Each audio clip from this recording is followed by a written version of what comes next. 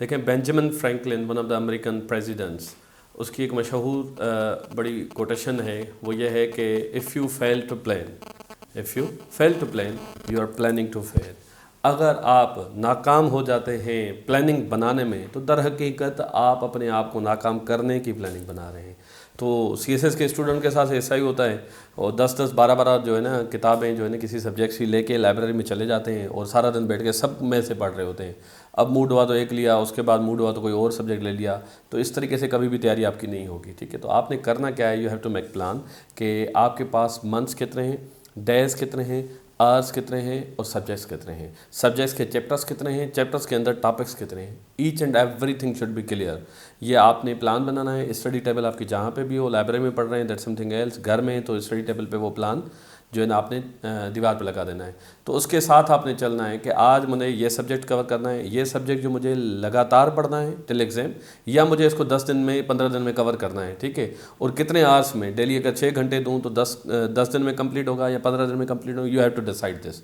इस तरीके से प्लानिंग करके आपको जो है ना तैयारी करनी है। अदरवाइज़ बाकी जो तैयारी करते हैं स्टूडेंट, तो उसका फ़ायदा कुछ नहीं होता, ठीक है। तो इस तरीके से हमने रिटन के डिफरेंट फेजेस की बात की। अब हम आते हैं इंटरव्यू की। देखिए, interview preparation is all about your personality test. आपकी नॉलेज, आपकी इन्फॉर्मेशन, आपका कंटेंट, सारी चीज़ें चेक हो चुकी हैं। अब they don't want to check your knowledge, ठीक है। अब वो आपकी नॉलेज चेक नहीं करना चाह रहे, आपकी पर्सनालिटी चेक करना चाह रहे हैं। तो मैं आपको बता दूं, जो इंटरव्यू की तैयारी होती है उसमें 2 फेजेज़ होते हैं बड़े। एक साइकोलॉजिकल फेज़ होता है और दूसरा फाइनल इंटरव्यू होता है। साइकोलॉजिकल फेज़ जो होता है, अदर देन मेडिकल में आपकी डिफरेंट टेस्ट होती हैं, वो अलग चीज़ है, ठीक है। तो इंटरव्यू के फेजेज़ 2 हैं, psychological and final interview. Psychological में अगेन आपकी 2 टाइप्स की एक्टिविटीज़ होती हैं, एक वर्बल होती हैं और दूसरी अपना जो है रिटन होती हैं। तो जो वर्बल एक्टिविटीज़ होती हैं उसमें आपसे एक्सटेम्पोर स्पीच कराई जाती है। कोई भी टॉपिक देते हैं आपको, 2 मिनट उस पर बात करनी होती है, तो पता चलता है कि आपकी पर्सनालिटी क्या है, आपका कॉन्फिडेंस लेवल क्या है। आपसे पहले जो है ना स्टोरी राइटिंग्स लिखवाते थे, ठीक है। कोई आपको पिक्चर दे देते थे, उस पर आपको स्टोरी लिखनी होती थी। और 2021 के जो आजकल इंटरव्यूज़ चल रहे हैं, जिनकी तैयारी मैं यहाँ पे बैठ के स्टूडेंट्स को कराता हूँ पैरागन अकेडमी पे, तो हमने ये चीज़ नोट की है कि वो कोई चीज़ें चेंज करते रहते हैं। जैसे आजकल उन्होंने एक नई चीज़ इंट्रोड्यूस की है, वो आपकी ये है कि वो आपको कहेंगे कि कोई ना कोई पिक्चर आप बनाएं, कैसी भी आपकी, मतलब कोई स्केच बना लें, और फिर बताएं कि ये स्केच किस बंदे का है, उसकी एज क्या है और वो कहाँ जा रहा है या क्या कर रहा है। तो आपको अंदाज़ा हो रहा होगा कि ये सारी चीज़ें क्या है, आपकी पर्सनालिटी को फाइंड आउट कर रही हैं। और जो ये थी वर्बल एक्टिविटीज़, उसके वर्बल एक्टिविटीज़ में आपकी कमांड टास्क भी हो जाती है।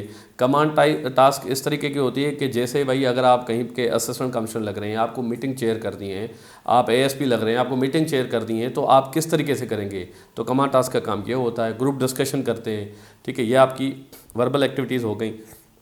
उसके बाद आपके रिटन एक्टिविटीज़ साइकोलॉजिकल में, वो रिटन एक्टिविटीज़ आपसे डिफरेंट टेस्ट लेते हैं, ठीक है। जैसे मैंने आपको वो पिक्चर वाला एक एग्जांपल दे दिया। और उसके अलावा साइकोलॉजिकल क्वेश्चंस होते हैं, फिल इन द ब्लैंक्स होते हैं। देख, like I hate, fill in the blank, तो आप क्या लिख रहे हैं, आप किस चीज़ को हेट कर रहे हैं। आई लव, तो आप क्या हेट कर रहे हैं, ठीक है। आई राइट, आप क्या लिखते हैं। तो इन सारी चीज़ों से आपकी पर्सनालिटी का जो है ना उन्हें आइडिया हो जाता है। तो इसके बाद फाइनल इंटरव्यू आता है। दर हकीकत फाइनल इंटरव्यू क्या होता है, वो जो साइकोलॉजिकल रिपोर्ट बन रही होती है ना आपकी 2 दिन की जो एक्टिविटीज़ हैं, उनको कंफर्म करने के लिए आपका फाइनल इंटरव्यू होता है। और इससे रिलेटेड आपसे वही बेसिक चीज़ें पूछ रहे होते हैं कि आपका पर्सनल इंट्रोडक्शन, लाइक आप इंट्रोड्यूस कराते हैं, आप किस शहर से हैं, उस शहर के बारे में आपको इन्फॉर्मेशन है या नहीं है। मतलब कभी पूछ लेते हैं उस शहर के प्रॉब्लम्स क्या हैं, उसकी स्ट्रेटजी कोई इंपॉर्टेंस है या नहीं है, और उसमें कौन कौन से अफसर अब लगे हुए हैं, ताकि पता चले कि आप ऑब्जर्वेंट हैं या नहीं है, चीज़ों को ऑब्जर्व करते हैं या नहीं करते हैं। तो ऐसे पर्सनल प्रोफाइल होता है, डिस्ट्रिक्ट प्रोफाइल होता है। फिर आपके करंट इश्यूज़ हो जाते हैं कि आप न्यूज़ सुन रहे हैं, करंट दुनिया में जो कुछ चल रहा है आपको पता है या नहीं पता है। और आपके जो ऑप्शनल सब्जेक्ट्स कवर करके गए हैं रेंडमली उसको भी चेक कर लेते हैं। आपके डिग्री को चेक कर लेते हैं कि आपने डिग्री जो है ना वो अच्छे तरीके से की है या नहीं की है, ठीक है। तो ये आपका सारा इंटरव्यू होता है। और इसके अलावा एक और चीज़ रहती है जो आपको बता दूं कि 2022 से first time in the history of CSS आपको पता है कि स्क्रीनिंग टेस्ट जो है ना उन्होंने अपना इंट्रोड्यूस की हुई है, ठीक है।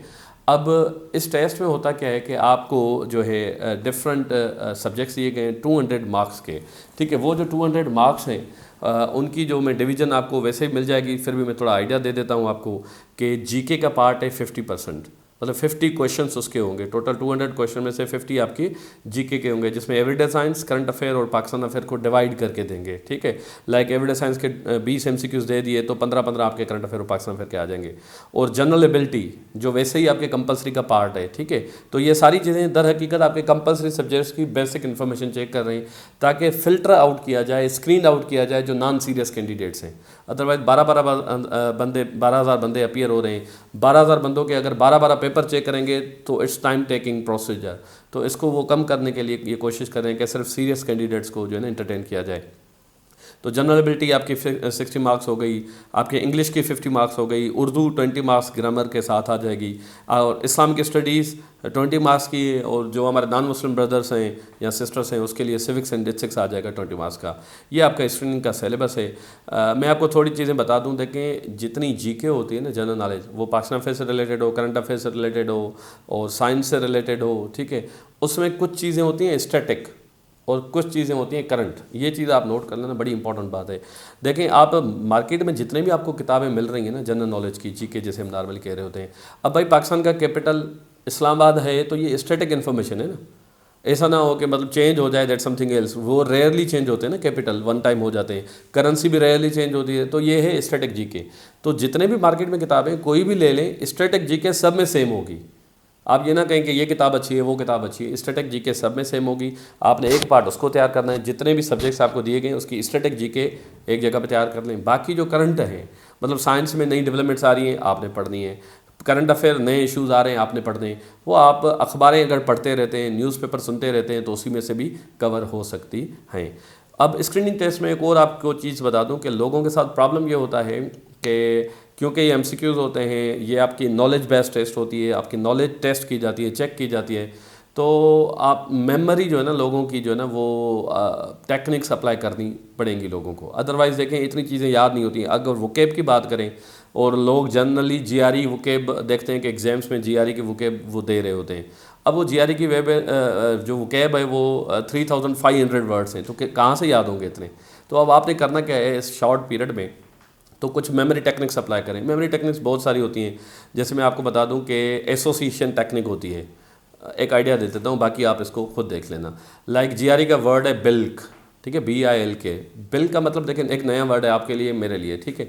अब उसको when I was trying for my exams, मुझे याद नहीं हो रहा था कि किस तरीके से इसको याद करूं, तो मैंने इसका मतलब देख लिया। इसका मतलब होता है टू चीट, धोखा देना, हुडविंक करना, ठीक है, कुछ भी कह दे। तो अब मैं इसको याद करने के लिए मैंने क्या किया, एसोसिएशन टेक्निक अप्लाई की कि भाई बिल्क से रिलेटेड कोई वर्ड, हमारी साइकोलॉजिकल सेटअप हमारे माइंड का क्या होता है कि हमारा माइंड हमेशा नई चीज़ों को पुरानी चीज़ों के साथ एसोसिएट कर रहा होता है। ये साइकोलॉजिकल फैक्टर बता रहा होता हूँ। देखें आपको कोई एक बंदा मिल जाए अली नाम से, तो आपको याद आ जाएगा हाँ यार मेरा अली एक दोस्त था। आपको एट दैट अपना मोमेंट आपको पुराना इन्फॉर्मेशन याद आ जाएगी, पुरानी डेटा याद आ जाएगी। तो इस तरीके से आपने जितनी भी नई इन्फॉर्मेशन याद करनी है उसको एसोसिएट किया करें पुरानी इन्फॉर्मेशन से, तो याद हो जाएगा। तो मिल्क से रिलेटेड एक साउंड मिलता है मिल्क। अब आप ले मार्केट से जो मिल्क लेते हैं उसमें क्या पानी डाला जाता है, ठीक है। तो ये जो एडल्ट्रेशन की जा रही है, पानी डाला जा रहा है मिल्क में, तो हमारे साथ धोखा किया जा रहा है ना। तो अब आपको कभी भी ये वर्ड भूल नहीं सकेंगे, बिल्क इज़ टू मिल्क। और जैसे मिल्क वाले ने किया हमसे धोखा, तो बिल्क का मतलब ये धोखा देना।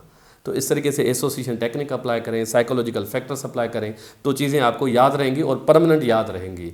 वैसे आप याद करते हैं भूल जाते हैं, याद करते हैं भूल जाते हैं। तो इस तरीके से टेक्निक्स अप्लाई किया करें। और मैं आपको बता दूं, जितनी ये एसोसिएशन स्ट्रेंज होगी, ऑडिटिव प्रिंसिपल्स होता है जो न्यूज़ मेकर्स होते हैं, जो न्यूज़ बनाते हैं, तो न्यूज़ के वैल्यूज़ होते हैं कि न्यूज़ बेहतर कैसे बनती है। ये जर्नलिज्म में पढ़ाया जाता है, मास कम्युनिकेशन में पढ़ाया जाता है। तो मैं आपको आइडिया देता हूँ, उसमें एक होता है ऑडिटिव प्रिंसिपल। ऑडिटिव प्रिंसिपल का मतलब होता है न्यूज़ जितनी अजीब होगी तो न्यूज़ होगी, काम की होगी, वरना नहीं होगी। जैसे मिसाल दे दूँ, एक जर्नलिज्म में, मास कम्युनिकेशन में कोटेशन है, when a dog bytes a man it is not news. ये तो हमेशा होता रहता है ना कि कुत्ते इंसानों को काटते रहते हैं, लेकिन when a man bytes the dog it is news. अब सोचें एक इंसान कुत्ते को काट ले तो कितना वायरल हो जाएगा ये। इसी तरीके से आपने करना क्या है, जितनी इन्फॉर्मेशन आपके पास आ रही है ना, उनको अजीब से अजीब बनाएं, क्योंकि हमारा माइंड जो होता है ना वो अजीब चीज़ों से अट्रैक्ट होता है, ठीक है। तो ये कुछ साइकोलॉजिकल फैक्टर्स से, मेमोरी टेक्निक्स थी, जिस तरीके से आप स्क्रीनिंग से फ़ायदा ले सकते हैं, उसकी तैयारी कर सकते हैं। अब एट द एंड जो है लास्ट फेज़ आता है, कि आपको कुछ न कुछ गाइडेंस दे दूँ, जनरल सजेशंस दे दूँ कि आपने इस तरीके इस एग्ज़ाम के लिए कैसे जाना है and how you have to be unique. तो दो चीज़ें आपको बता दूँ, देखें अपना जितना भी ये एग्ज़ाम है ये कॉम्पिटिटिव एग्ज़ाम कहलाते हैं। कॉम्पिटिटिव एग्ज़ाम का मतलब समझ लें कि you are in a competition with others. ऐसे नहीं है कि आप सोच के जाते हैं कि ये जो मेरी कापी है सिर्फ मेरी कापी चेक होगी, नहीं भाई, आपकी कापी चेक हो रही है रिलेटिवली विथ अदर्स। तो एग्जामिनर क्या होता है, एग्जामिनर ऐसे सोचें कि ब्लैंक माइंड के साथ पेपर चेक करना बैठ गया। ब्लैंक माइंड मतलब वो अब आपके आइडियाज़ देख रहा है। अब पहले कापीज़ में फॉर एग्जांपल इस्लामाबाद में एक आइडियाज़ चेक किए, एक बंदे के चेक किए कि भाई इसने 10 आर्गूमेंट दिए किसी चीज़ के लिए, ठीक है, कि भाई अपना तौहीद के ट्रेडिशनल आर्गूमेंट क्या है, तौहीद के रेशनल आर्गूमेंट क्या है, 10 दे दिए, ठीक है। तो इसमें हुआ क्या कि उसने एवरेज स्कोर दे दिया, क्योंकि पहली कापी थी उसको भी आइडिया नहीं था कि दूसरे क्या है। अब दूसरी कापी आएगी, उसने 11 दी तो कैलिबर बढ़ गया, स्टैंडर्ड बढ़ गया। अब भाई आपकी कापीज़ हज़ारों कापीज़ के बीच में से चेक हो रही है, तो स्टैंडर्ड ऑफ द एग्जामिनर जो है ना वो बढ़ता जा रहा होता है, उसकी इन्फॉर्मेशन में इजाफा होता रहता है, तो वो आपसे एक्सपेक्ट भी ज़्यादा करता रहता है। तो आपने अपनी कापी बाकी कापियों से यूनिक बनानी है, otherwise you are not in the competition, remember this. और इसके लिए आप करते क्या हैं, आपने एक इस्लामाबाद की किताब ले ली, किसी की भी, I will not take the name, actually सारी किताबें अच्छी होती हैं। होगा क्या, एक मार्केट में किताब मिल रही है, हर बंदा पढ़ रहा है, आपने भी पढ़ दिया। उसने पूछा तो इनके ट्रेडिशनल आर्गूमेंट दे दो, आपने 8 आर्गूमेंट वही दे दिए उन्हीं हेडिंग्स के साथ जो किताब में लिखी हुई थी। ये सिर्फ आपने नहीं दिए, 12,000 बंदे अपीयर हो रहे हैं, 12,000 बंदे दे रहे हैं, तो एग्जामिनर बोर नहीं हो जाएगा, तंग नहीं हो जाएगा। तो एग्जामिनर को यूनिक चीज़ देनी है, आपने बुकिश नहीं बनना। बुकिश ना बनने का मतलब ये नहीं है कि आपने बुक से नॉलेज नहीं लेनी, बुक्स पढ़ें, नॉलेज भी लें, वही नॉलेज लिखें भी, रिप्रोड्यूस भी करें, बट अपनी ऑब्जर्वेशन भी तो दें, कुछ चीज़ें अपनी तरफ से भी होनी चाहिए। एटलीस्ट आपकी लैंग्वेज अपनी होनी चाहिए, हेडिंग्स जो है ना वो अपनी होनी चाहिए। तो इस तरीके से अपनी कॉपी को यूनिक करेंगे तो आउटशाइन करेंगे, अदरवाइज आप भी एवरेज स्कोर्स में फॉल करेंगे बाकी लोगों के साथ। तो ये कॉम्पिटिटिव एग्जाम में एक चीज़ ये नोट करनी है। और दूसरा मैं आपको ये बता दूं, सबसे ज़्यादा स्टूडेंट्स फेल हो रहे हैं ऐसे कंपोजिशन में। ऐसे की बाउंड्रीज समझ नहीं आ रही, ऐसे का स्कोप समझ नहीं आ रहा, ठीक है। अब मैं आपको बता दूं, देखें नॉर्मली कोई एक किताब है, ठीक है, जिसके बारे में किसी की लाइफ के बारे में लिखा जाए तो उसे हम क्या कहते हैं, किसी की भी लाइफ में लिखा, बायोग्राफी। अगर ऐसी किताब जो किसी के अपनी लाइफ के बारे में लिखा होता है तो उसे ऑटोबायोग्राफी कहते हैं, राइट। अगर ऐसी किताब जो किसी के सैर सफ़र पे लिखी हो तो उसे ट्रेवलॉग कहते हैं, सफ़रनामा कहते हैं, ठीक है। ऐसी किताब जो अपना फिक्शन पे लिखी हो, लाइक मतलब जिसमें करेक्टर्स जो है ना वो अपने राइटर ने अपने बनाए हुए हों, ठीक है, तो वो फिक्शन राइटिंग कहते हैं, जिसमें नावल, अफसाना और ये सारी चीज़ें आ जाती हैं, ठीक है। ऐसे कौन सी किताब है, ऐसे is the book of ideas, mind this thing, ठीक है। वो बंदों की किताबें थी, इसमें आइडियाज़ आते हैं। लेकिन अगेन ट्रीटाइज आपने वर्ड सुना होगा, जो आप रिसर्च मोनोग्राफ लिख रहे होते हैं, यूनिवर्सिटीज़ में रिसर्च होती हैं, पीएचडी की, एमफिल की, मास्टर्स के रिसर्च मोनोग्राफ लिखते हैं, तो उसमें भी तो आइडियाज़ आ रहे हैं।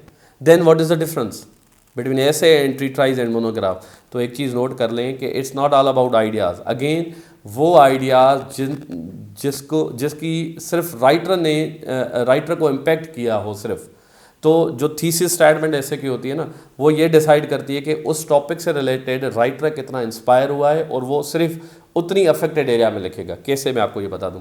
ट्रीटाइज का मतलब क्या होता है, एक टॉपिक दिया ना, टॉपिक की हर एंगल को रिसर्च करना, हर एंगल को फाइंड आउट करके लिखना। ऐसे इज़ नॉट लाइक दैट। ऐसे ने आपने एक टॉपिक दिया, अब उस टॉपिक पे आप अपना ओपिनियन बनाएंगे, क्लेम बनाएंगे, स्टैंड बनाएंगे। वो जो क्लेम होगा ना, मतलब आप सिर्फ उसी टॉपिक को उसी एंगल से देख रहे होंगे और उसी चीज़ को प्रूव कर रहे होंगे।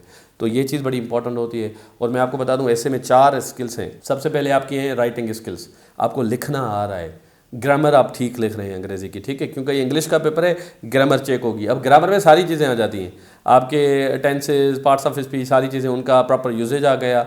उसके अलावा आपकी पंक्चुएशंस आ गई, ठीक है, और उसके अलावा आपकी स्पेलिंग आ गई। तो ये सारी चीज़ें आपने ध्यान रखनी है। नंबर 1 राइटिंग स्किल्स हो गई, उसमें राइटिंग एक्सप्रेशन और बाकी सारी चीज़ें हो गई। नंबर 2 टेक्निकल स्किल्स, जिस पे लोग काम नहीं करते। टेक्निकल स्किल्स का मतलब ये है कि भाई ऐसे का जो बॉडी पैराग्राफ है ना, बॉडी आप लिख रहे होते हैं, उसकी नेचर वही है जो आप करंट अफेयर के पेपर का बॉडी पैराग्राफ लिख रहे हैं, पाकिस्तान अफेयर के पेपर का बॉडी पैराग्राफ लिख रहे हैं। बट ऐसे का इंट्रोडक्शन इज समथिंग एल्स। हम क्या करते हैं, ऐसे का इंट्रोडक्शन को भी उसी रूल्स में लिख रहे होते हैं जो बॉडी पैराग्राफ लिख रहे होते हैं, और बॉडी का भी वही लिख रहे होते हैं, कंक्लूजन का भी वही लिख रहे होते हैं, और बीच में ट्रांजिशन पैराग्राफ भी ऐड होता है। तो कुछ स्पेशल पैराग्राफ्स होते हैं जो अपने रूल्स खुद डिसाइड कर रहे होते हैं और खुद लेके आ रहे होते हैं। तो ये टेक्निकल स्किल्स होती है, आपने टेक्निकल स्किल्स अडॉप्ट करनी है। जैसे थीसिस स्टेटमेंट और टॉपिकल सेंटेंस। टॉपिकल सेंटेंस आपके बॉडी पैराग्राफ का पहला जुमला होता है नॉर्मली, पहला लाजमी नहीं है, दूसरा तीसरा भी हो सकता है, उसकी स्किल्स अलग हैं। थीसिस स्टेटमेंट भी एक जुमला है, वो इंट्रोडक्शन के एंड में आता है अक्सर, उसकी स्किल्स अलग हैं। तो ये टेक्निकल स्किल्स अगर आप नहीं सीखेंगे, एग्जामिनर इनको फाइंड आउट करता है, जैसे पढ़ता है देखता है कि इसको ये चीज़ें आ रही है नहीं आ रही, अगर नहीं आ रही है तो वो समझ जाएगा कि इसको इससे नहीं आ रहा। तो राइटिंग स्किल्स, टेक्निकल स्किल्स, और थर्ड लेवल पे आपको बता दूं कि आपको कंटेंट होना चाहिए, मतलब आप जिस टॉपिक पे लिख रहे हैं आपको वो आना तो चाहिए।